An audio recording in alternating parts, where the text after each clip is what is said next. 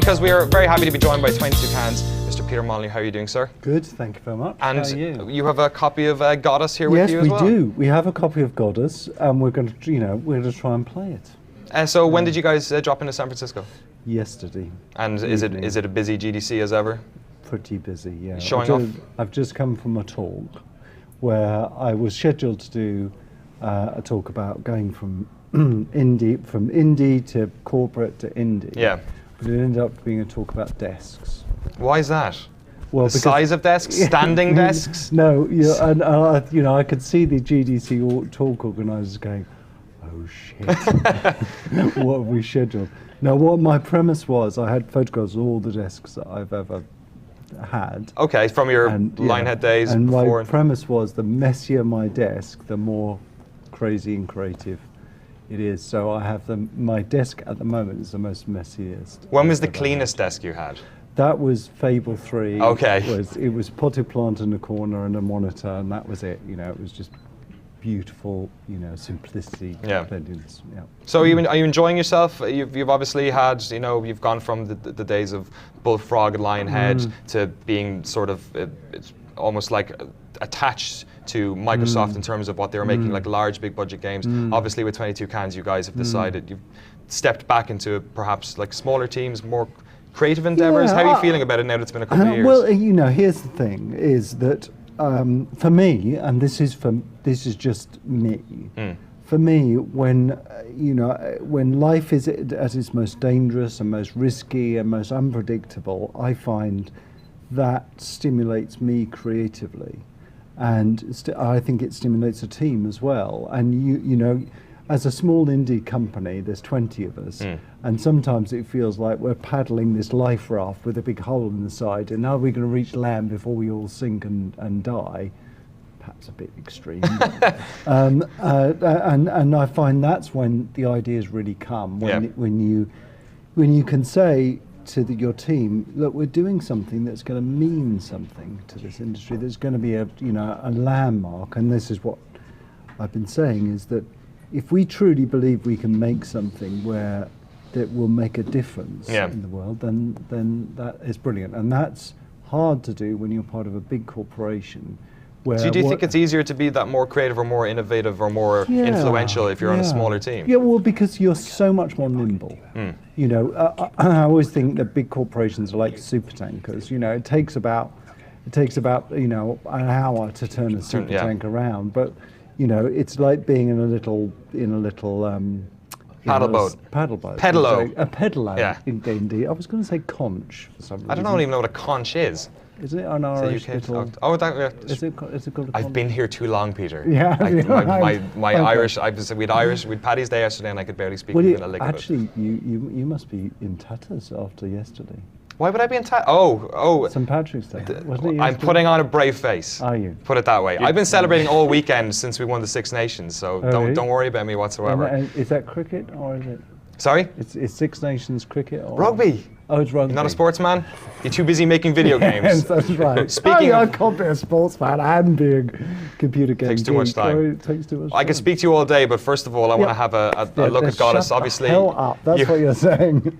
And I think actually, do you have one of those dongles in your pocket somewhere? I do. Yes. Fumbling around. Are you guys waiting for me to ask that for like 20 minutes or something? Yeah, that's right. You just scream at me. I'm just pleased to be here. That's a dongle in my pocket. Well, we have one back here, but it turned out to not quite play nice, and so we're gonna give this one a shot. I got the cable back here. So Godus, this is, you guys released Curiosity, the iPhone app, which then sort of bestowed upon the winner a life-changing, which is that he will be the first God of gods. God of Godus. Yeah. We've heard about this game forever. There was obviously a Kickstarter. You guys are on Steam Early Access as well, and now we're looking at the iPad version.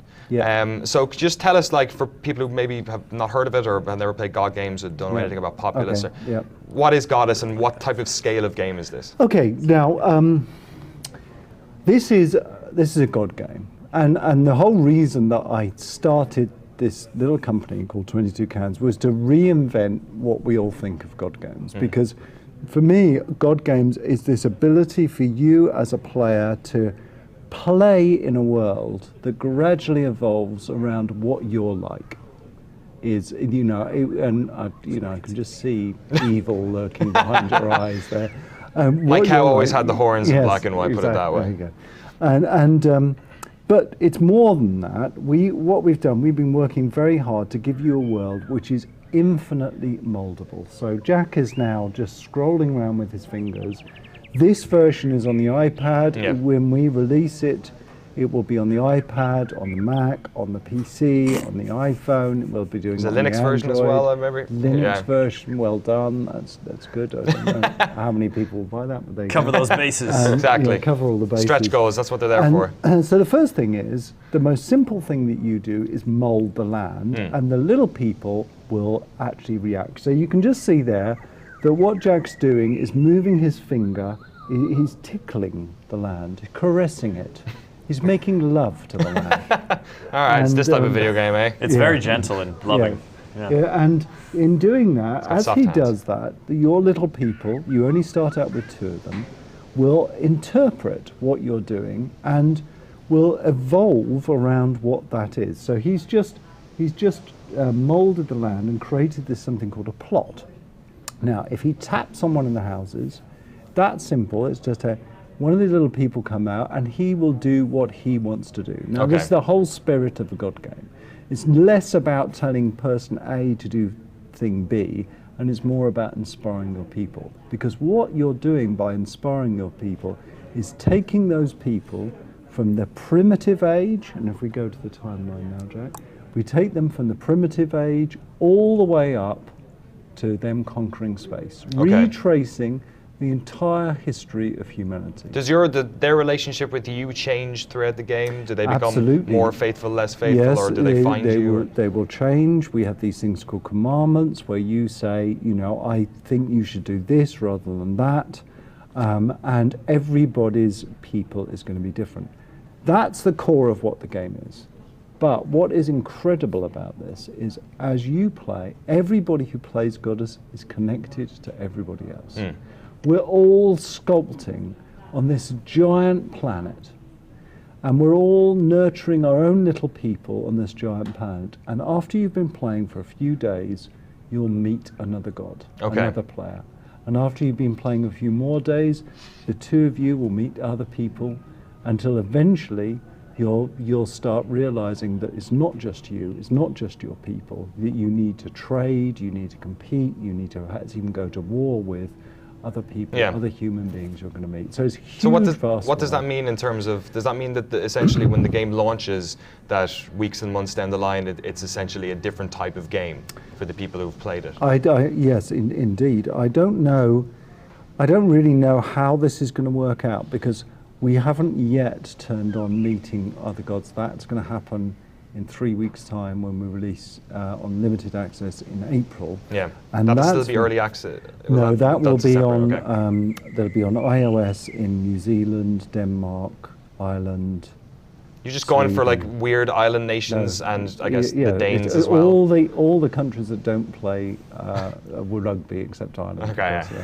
And New Zealand, who are the All Blacks. The best rugby. Yeah, you're right. Sports aren't your strong suit. Don't worry about it. That's right. So that's when we turn that on, and that's when it's going to be. What's going to be so fascinating is what people do when they meet each other, because when they meet, are they going to be aggressive to each other? Are they going to try and trade and be nice to each other? And we allow the flexibility for either of those things to happen. Is that a daunting experience, that essentially perhaps the fun or entertainment that somebody might take out of the game is essentially out of your hands? Because, for instance, if people crafted these wonderful towns and they've got their populations and whatnot, and then somebody they meet introduces war to them and kills them off. Yes. How does that feel like? Immediately you're going to the dark side. Yeah. I can see you there. Horns. It's a Human nature. Cow horns. Yes, it's a horn. No, what we do is you've got something called Homeworld. Now, everything that you've seen so far in the game is all to do with that Homeworld, and that is utterly safe from anything from the outside, unless you decide that you want to invite people in.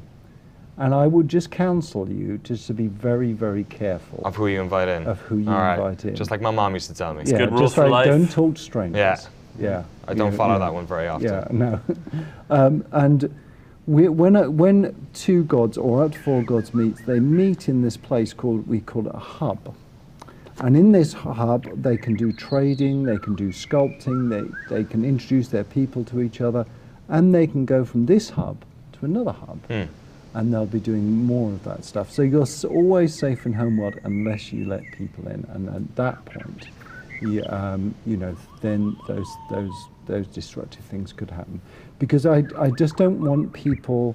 Firstly, I want people who have never played multiplayer games before to play this and feel secure and safe. Yeah.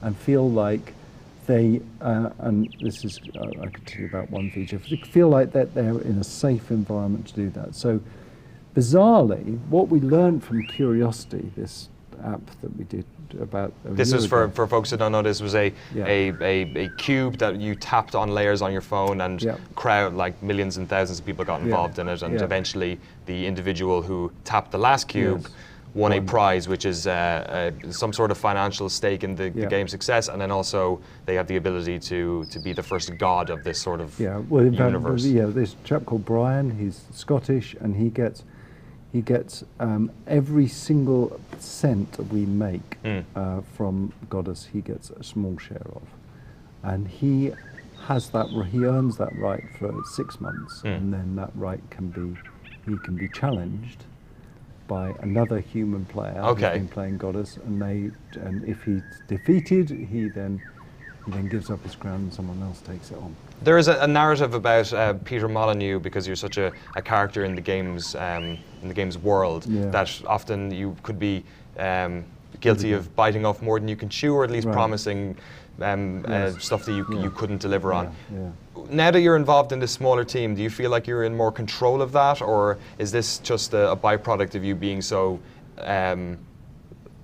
enjoying games so much that you want to bring all this stuff to the table? I mean, there's two issues here about the over-promising. Yes, I have definitely said things, and I've said them reasonably recently, which haven't come to be true. And there's two reasons for that. One is I'm a terrible PR person. Okay. Is that I just, this is what I'm like. I just, when I talk to the people in the press, I'll show something off and I'll say, and we're going to do this, and we're going to do that, and we're going to do the other. And sometimes that wouldn't have been a fully implemented feature. In this particular case, all this is going live in 3 weeks' time, so I'd have to be an imbecile to promise something that's not going to be in there. It's not going to be in there in 3 weeks' time. But you're quite right. I have overpromised, a lot of times, because I get so enthusiastic about the feature that I'm working on, and I just love what I do so much, and I love pushing the boundaries of what I think it should be possible. I mean, I think if the games industry was safe all the time, we wouldn't end up with games as diverse as Minecraft or Titanfall. You need to be brave, and even something like Titanfall, if you presented Titanfall to a lot of execs in the industry, they would have said, we've had Mech Warrior games, they're not very popular. It's the fact that you say, no, every Mech Warrior game you've seen before, it doesn't mean anything.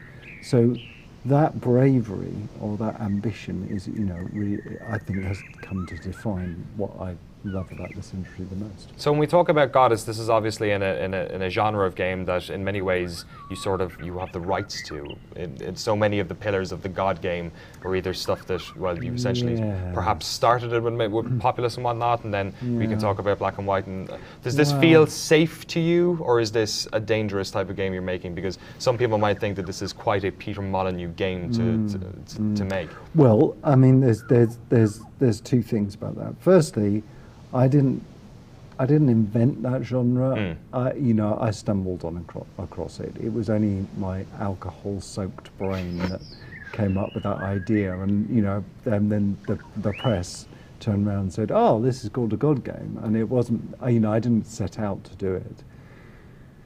As for this, if Godus doesn't exist, there are going to be no God games left. Yeah. Why do you think that is?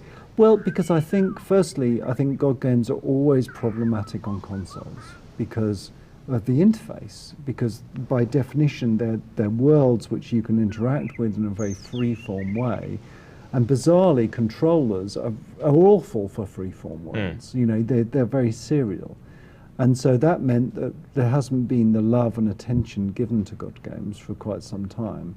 Secondly, there are a few games that have come out like Farmville and Cityville and Clash of Clans, which have been kind of labelled, oh, well, they're God games. Yeah. But I don't think they are God games because they're not playful enough. They're not about your world. They're about this, you know, this very compartmentalised world. So I feel that Godus should be a reinvention of that game, and then infusing that with the ability that all people are playing together is fresh and new and different enough so that it is brave.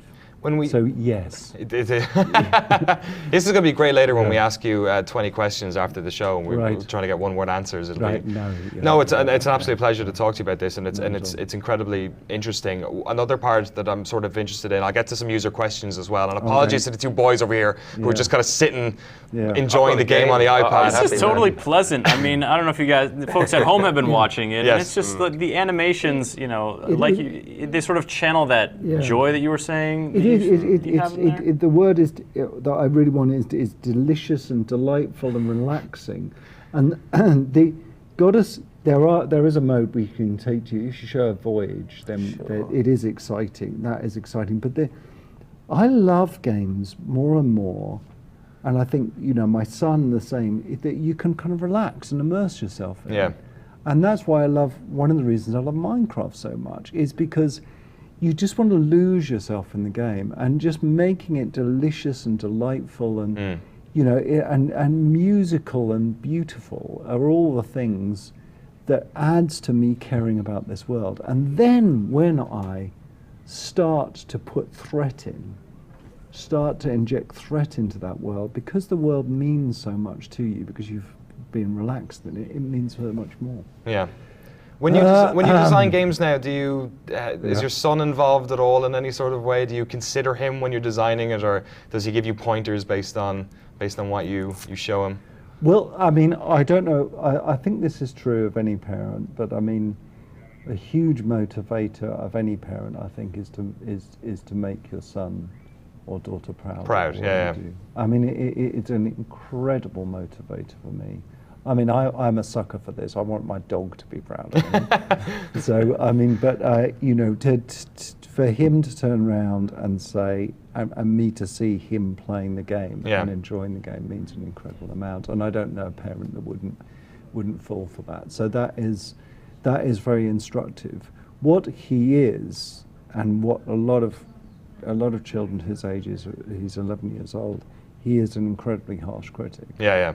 And you know, I've been on the verge. You know, I've had to excuse myself from the room quite a few times if he's kind of says, you know, Dad, like the ultimate QA tester. What's that bit? And then, you know, I break down in tears almost to run away. But yeah, it is very important. Yeah. A lot of the games I feel that are sort of in that, you know, if you excuse me to make a very loose definition, but games like SimCity or like Theme Park or games where you're sort of you're the invisible hand in affecting a world and seeing the byproduct of it. Yeah. In recent years, most of these have been rehashes of older games, like we see SimCity, and it's you know, it's largely indistinguishable from SimCity 3000 or something like that. So when you look at something like Godus, are you replicating what's happened before, or how is this different to just creating another one of these types of games? Does it feel like something completely new? I mean, my bold claim is that there is nothing. And this is going to sound awful. Go for it. You're leading me down this path. You want me to say this. I don't want you to say anything you don't want to say. There is nothing like Godus that I have ever played before. It's not like any game that has existed before. Partly because you have ultimate freedom, but also you have these temptations. You have this thing called a long motivator, which no game that I've ever been involved with before. A long motivator is retrace the entire history of mankind. That's a long motivator. Some games have attempted it, I guess, if you talk about the Age of Empires or Rise of Nations. And Rise of Nations and more to the point is Civilization. Yeah. And that, you know, but I felt what you're doing here is something so delightful and so simple. After a while, you forget you're retracing the entire history of humankind, and you're just playing the game. But then you realise, oh Christ, they've just invented paper. And there is a delight to that. So that's the first thing. The second thing is that by making this game connect everybody who's playing together simultaneously at the same time, we're all doing the same thing. That has never been done before. That's why we did this crazy thing called Curiosity, because we weren't even sure it was possible to do that. And then there's something absolutely fascinating that's going to happen. And I can just see your brain ticking away on the question that you're going to have. What we're going to do is we're going to look at everybody's decisions who are playing Godus, and we're going to aggregate those decisions. Decisions such as I'll they give move you the an land? example. This is a perfect example. In my GDC talk, I actually covered this. And someone came up after the talk, and she said, I think your game is sexist. Okay. Godus is sexist. And I said, why? She said, well, I noticed that all the little, the little people who stayed at home and bred were women. Okay. And I said, well, yeah. Same could be said of black and white as well. The farmers were men, and But we have these things in the game called commandments, and one of the commandments, it comes up, and the little people ask for your decision, and the decision is: should women stay at home and work? Okay. Or should they stay at home and look after the men, or should they go out to work? Yeah. And you have a choice of whether you say no, they should go out to work or not. We're going to aggregate everybody's who makes that decision, all the millions of people who play, we're going to aggregate that and say, empirically, okay, of all these people that play, this number of them believe that women should stay at home, and this number believe that they shouldn't. And that becomes an entire commandment for all the Oh man, so you're going to answer the question if gamers are misogynist or not, finally. We're going to answer every moral question that has plagued mankind since the birth of civilization. That's a promise. Now you're just playing up to it. That's a promise that you're going to get. Yeah. Awesome. Peter Molyneux, thank you so much for coming on, showing us Godus, and for talking. It's an absolute pleasure.